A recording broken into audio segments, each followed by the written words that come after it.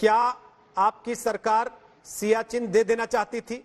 एक, और दूसरा, क्या यह सच है कि विपक्ष अलग है और कांग्रेस पार्टी अलग राग लेकर चल रही है?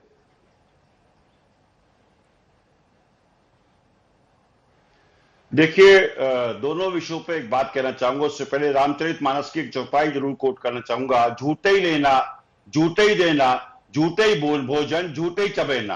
तो भारतीय जनता पार्टी पे ये जो चौपाई है, कायदे में बिल्कुल सच बैठती है कि सुबह से शाम तक झूठ बोलना, उसके अलावा कुछ नहीं। रोज जी याद करिए, जिस टाइम भारतवर्ष बांग्लादेश के साथ एक पैक्ट कर रहा था, जमीन समझौता कर रहा था, उस वक्त भारतीय जनता पार्टी ने पूरा हल्ला मचाया था, पार्लियामेंट से लेकर पूरे देश में। और भारतीय जनता पार्टी जब मोदी सरकार सत्ता में आई, तो बांग्लादेश से जमीन समझौता जो किया गया, उसमें ना तो कोई फुल स्टॉप चेंज किया, ना कोई कॉमा चेंज किया, और जमीन का आदान प्रदान बांग्लादेश और भारतवर्ष में हो गया। तो भारतीय जनता पार्टी से मेरा सवाल यह है, माय डियर फ्रेंड, कि जब आप सत्ता पक्ष में रहते तो आपकी भाषा दूसरी होती है, और जब विपक्ष में होते हैं आपकी भाषा दूसरी होती है। रही बात भारतीय जनता पार्टी के नेताओं के बयान, और भारतीय जनता पार्टी जो कह रही है कि कांग्रेस पार्टी इस टाइम सवाल पूछ करके गलत कर रही है, तो मैं अब शुरू करता हूं निश्चित रूप से 9/11/1962 से। 9/11/1962 को बीच में जरूर लाएगी भारतीय जनता पार्टी। तो उसमें भारतीय जनता पार्टी के शीर्ष नेतृत्व अटल बिहारी वाजपेयी ने चीन के साथ युद्ध के बाद जो वक्तव्य दिया, उसकी 3 लाइन पढ़ देता हूं। पहली लाइन, मुझे देखकर दुख हुआ कि हम संकट की घड़ी में भी अब स्पष्ट मानने को तैयार नहीं है कि चीन के इरादों को, चीन की सैनिक तैयारी को और चीन के अतिक्रमण को सही रूप से समझने में हम कामयाब हुए। इस वक्तव्य से बहुत स्पष्ट है कि अटल बिहारी वाजपेयी जी का वक्तव्य आज के परिप्रेक्ष्य में भी ये सच बैठता है।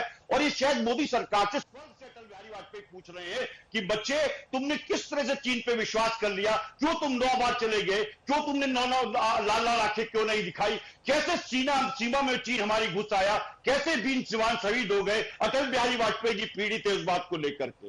दूसरी बात मैं कहना चाहता हूं, 14/10/2009 रविशंकर प्रसाद साहब का बयान, PM must call all party meeting on China. 26/1/2010 India must be guard against China's new assessment. 17/10/2008 Rajnath Singh 15 सदस्यीय चीन की डेलीगेशन से मिलते हैं।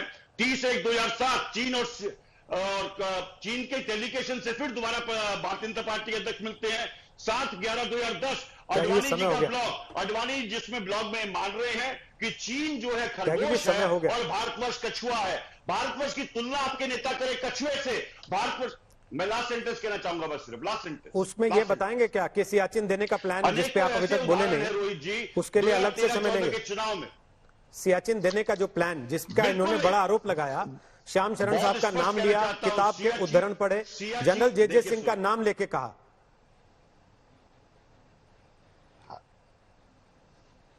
भारतीय जनता पार्टी के विशेषता की किताबों पे बहुत विश्वास करती है, वास्तविकता पे कहीं विश्वास नहीं करती है।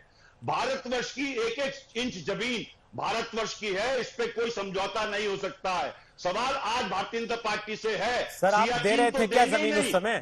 ऐसा प्लान था कोई? ये तो बता ही सकते हैं ना। युद्ध के बाद ठीक है, ये मान लिया कि नहीं दी उस समय, नहीं दे पाए, या किसने नहीं देने दी? 100% आप देना चाहते थे क्या? प्लान था?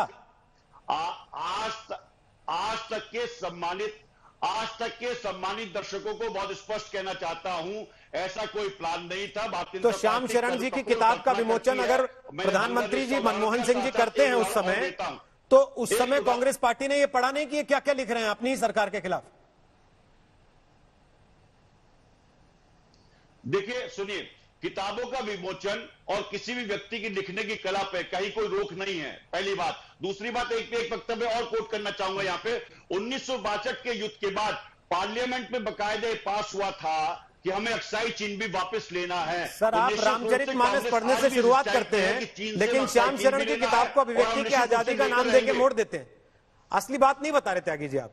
नमस्कार, मैं हूं अंजना ओम कश्यप। हमें उम्मीद है ये वीडियो आपको पसंद आया होगा।